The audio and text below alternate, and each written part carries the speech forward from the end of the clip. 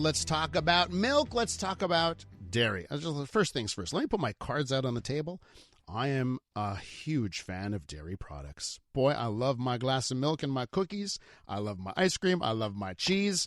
I'm on Team Dairy. An Agropur strike in Granby has led to 2 million liters of milk being thrown away since an indefinite general strike broke out on Wednesday. Here to tell us more about what this means for Quebec's dairy farmers is a Quebec dairy farmer. Peter Strebel's on the line. He's impacted by this Agropur strike. Peter, welcome to the show. Well, good morning, Mr. Mackhouse. Thank you for the opportunity to give our view on this issue. First things first, Peter, why don't you tell me about your dairy farm? Tell our listeners where it is, what's it called. Give us the story of your farm. Okay. We run a family farm with my two sons. We're about 30 minutes south of Montreal, close to Saint-Jean-sur-Richelieu. So it's our job to milk our cows and produce the milk 7 days a week, 365 days a year. And it's very frustrating when we see our milk getting dumped for such reasons out of control, such as a last-minute strike. And let me ask you this, Peter. And I know you haven't had to dump your milk, right?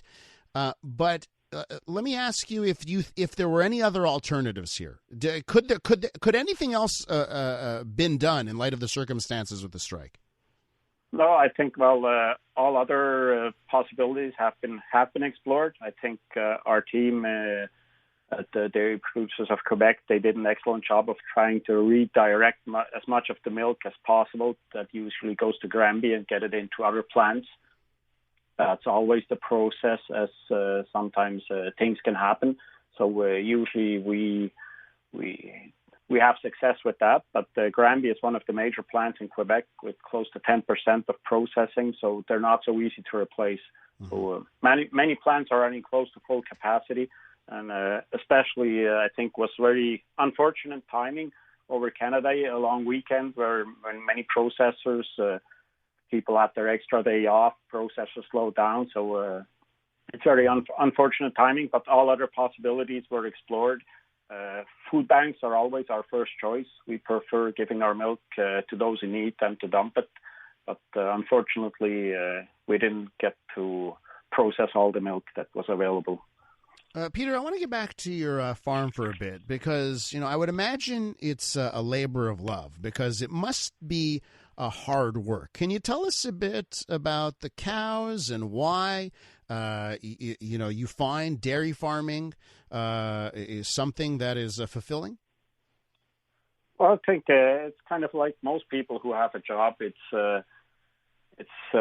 like you say, it's because we like doing it. It's been in the family for years. So when just being able to work with nature and produce food, and my motto is always, if it's not good enough for my kids and for my grandkids, well, we're not going to do it. Mm-hmm. So just the pride of being able to feed our families and to feed our province and our country, I think it's much of that. It's challenging. It has its positives and its negatives, but we just like to do it. And I'm a little like you. I'm on Team Milk. I couldn't live without milk. Oh, my goodness. To me, if I open up the fridge and there's not a 2-liter in there, there's big trouble. So, Peter, what are the challenges? What are your main challenges being a dairy farmer in 2022? What are the main challenges you face? Well, there are many challenges. I think dairy farmers have always worked to preserve the environment. We know that the soil that we work on, it's not ours. We give it on to our next generation. I want my sons, my grandsons, and next generations to be able to live off the land. So, and we take great pride in taking care of our dairy cows. So I think we try to do the best we can to provide good, nutritious food in a most sustainable way. And economics, like everybody else, especially since COVID, we're feeling financial pressure from most of our suppliers, price-wise and also delay-wise on some parts or some supplies when they're back order and you have to wait a couple of months. And, you still need to produce. you cannot go into the grocery store and I couldn't tell you, well, milk is back order for the next 2 months. I mean, that would be an issue. Mm-hmm. So I think most farmers, dairy or other producers also, we did a great job of keeping the shelves in grocery stores filled up over the last 2 years. So it's been kind of stressful. I mean, we couldn't go on teleworking. We still had to get the job done 100% every day. So that's always kind of a challenge with all the external pressure on us. With Quebec Dairy farmer Peter Strebel, he is on the line. We're talking about the impact of a strike happening at an Agropur plant. Peter, I want to ask you: are you fairly compensated for the work and for your goods? You know, I know you mentioned obviously there's been some economic stresses during the pandemic, and of course there's inflation and all of that. Right now, are dairy farmers fairly compensated in this country? Well, I believe so. I mean, we have a pricing system that provides us with a decent income to be comparable with other workforces in the same kind of field. So we have that process that's in place in Canada. For sure, I mean, some farmers, we're always striving for efficiency to be ahead of the others. But I think in general in society right now, there's much pressure that many people are feeling that it's more moral recognition that we're asking for than financial. I think financial, that's always the big question for everybody. Am I getting paid what I'm worth? But it's just moral recognition also that's hard on us. But financially, I think we're no better off than anyone else in Quebec or nor worse. I mean, many businesses are having issues right now. We have ours. But I think farming has always been, you have to look at it long term. You cannot look at it, income can go up and down pretty drastically over a year or two or even within a few months. So it's always been a little long term, but you have to like the job to do it. No, but we're often saying, you don't get rich by farming. It's just a vocation. It's a vocation, like many other people. You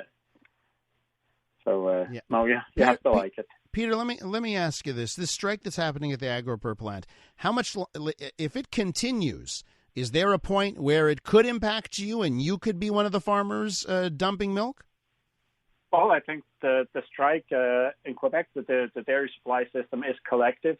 So I didn't have to dump milk personally, but for those who had to, it's always the financial loss is absorbed collectively. Gotcha. So since we have a collective marketing system, when the farmers that are asked to dump milk, that's on a logical basis concerning distance of transport or whatever else or other considerations.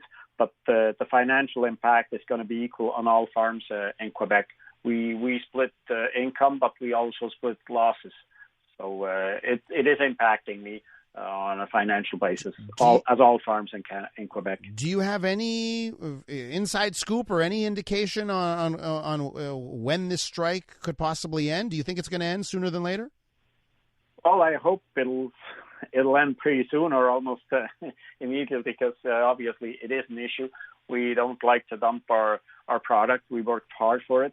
But then again, I think you probably have to ask the union or Agropur how they're getting along. But our request for right now would be at least that they come to an agreement for a minimum operation level at that plant so that we can process all milk in Quebec. I mean, at least get up to 25 or 50% operational, because since it's one of the major plants in Quebec, I mean, we can direct milk to other processing plants, but then again, they don't always make the same product. So Peter, I don't have. Yes. Peter, I just want to ask you, how many cows do you have, and do you have a favorite to wrap up here? Yes, we have favorites. I mean, that special cow that always comes to and see you and wants to get petted, and the one that you remember for years and years. And no, we milk 160 cows at our farm. So it's with my two boys and a couple of employees.